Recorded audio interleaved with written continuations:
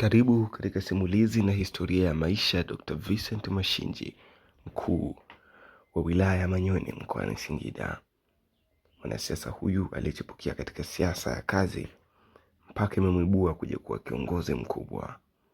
Safari yake ya maisha, hadithi yake nitaenda kusimulia mwanzo hadi mwisho hapa katika chaneli yetu ambayo kila siku huwa tunajikita katika kutoa simulizi za wanasiasa na watu mashuhuri hapa Tanzania. Ungana nami mwanzo hadi mwisho nikakupitisha katika maisha ya awali ya Dr. Vincent Mashinji, mwanasiasa aliyejipambania kutoka katika ngazi ya chini mpaka hivi sasa kuwa katika ngazi ya juu.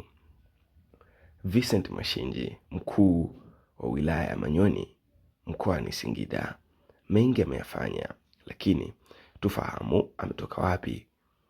Je, ni vitu gani alivyovifanya toka teuliwe kuwa mkuu wa wilaya ya Manyoni Singida? Kitu gani ambacho amekiibua na kimeleta vipi matokeo chanya katika ardhi ya Singida? Mimi ni Alexander. Ungana mwanzo hadi mwisho. Simulizi ya maisha na uongozi wa Dr. Vincent Mashinji. Dr. Vincent Mashinji ni miongoni mwa viongozi wa vizazi vipya waliopitia safari ndefu ya kielimu, kisiasa na kiutumishi kabla ya kuaminiwa kubeba dhamana ya uongozi wa serikali. Safari yake ni hadithi ya mabadiliko, uzoefu na maamuzi mazito iliyomjenga na kumjengea sura mpya kama mtumishi wa umma. Tangu akiwa kijana, Dr. Mashinji alionyesha kiu ya maarifa na ujasiri wa kushiriki katika masuala ya kijamii, akijikita katika elimu kwa bidii kubwa zaidi hadi kufikia ngazi ya juu ya masomo. Hatua hii iliyompatia cheo cha udaktari, yani PhD. Elimu hiyo ilimjengea tu heshima ya kitaaluma, bali pia ilimpa uwezo wa kuchambua masuala ya kijamii, kiuchumi na kisera kwa mtazamo mpana. Katika hatua za awali za maisha yake ya utu uzima, alijikita pia kwenye masuala ya kisiasa, akipitia mazingira yenye changamoto na ushindani mkubwa. Kupitia siasa alijifunza maana ya kusimama na misimamo, kuvumilia shinikizo na kuelewa mahitaji halisi ya wananchi wa kawaida. Uzoefu huo ulimkomaza na kumjenga kuwa mtu mwenye mtazamo mpana juu ya masuala ya uongozi na utumishi wa umma. Hatua muhimu katika maisha yake ilikuja pale serikali ilipoona uwezo na uzoefu wake na kumteua kuwa mkuu wa wilaya. Akiwa katika wilaya ya Serengeti, Dr. Mashinji alijulikana kama kiongozi aliyeshuka kwa wananchi. Alizunguka vijijini, alisikiliza changamoto za wakulima, wafugaji na watumishi wa umma, na alisisitiza kuwa maendeleo ya wilaya hayawezi kupatikana bila kushiriki kwa wananchi wenyewe. Alitoa msisitizo mkubwa katika hifadhi wa rasilimali ya taifa, hasa wanyamapori, akiamini kuwa utalii ni uti wa mgongo na uchumi wa maeneo hayo. Baada ya kipindi chake huko Serengeti, Dr. Mashinji alipangiwa jukumu jipya kama mkuu wa wilaya ya Manyoni. Alipowasili Manyoni, alikuta wilaya yenye fursa nyingi lakini pia changamoto zake. Kwa mtazamo wake wa kiongozi, alianza kwa kujenga ushirikiano na utumishi wa serikali, viongozi wa dini, wazee wa kimila na wananchi kwa ujumla.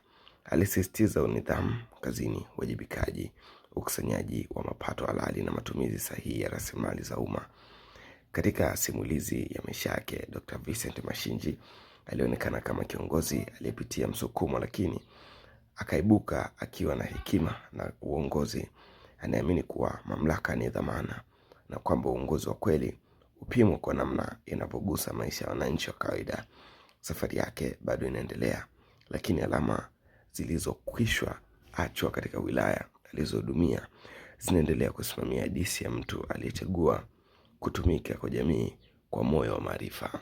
Dr. Vincent Mashinji, kuna historia ambayo ameweza kuipitia, ingawa tarehe yake ya kuzaliwa, mwezi, siku na ni wapi aliposoma, bado taarifa hizo hazijawekwa wazi katika vyombo vya umma kupitia majarida mbalimbali ambayo huwa yanachapishwa na vyanzo vya serikali havijatolewa. Dr. Vincent Mashinji ni mtumishi wa umma wa Tanzania anayefuata utaratibu wa uteuzi wa serikali kuu ya wilaya, yani district commissioner, kwa mikoa ya wilaya mbalimbali nchini. Alijulikana kwa nafasi mbalimbali za uongozi wa serikali pamoja na ushiriki wake katika siasa kabla ya kujiingiza zaidi katika utumishi wa umma.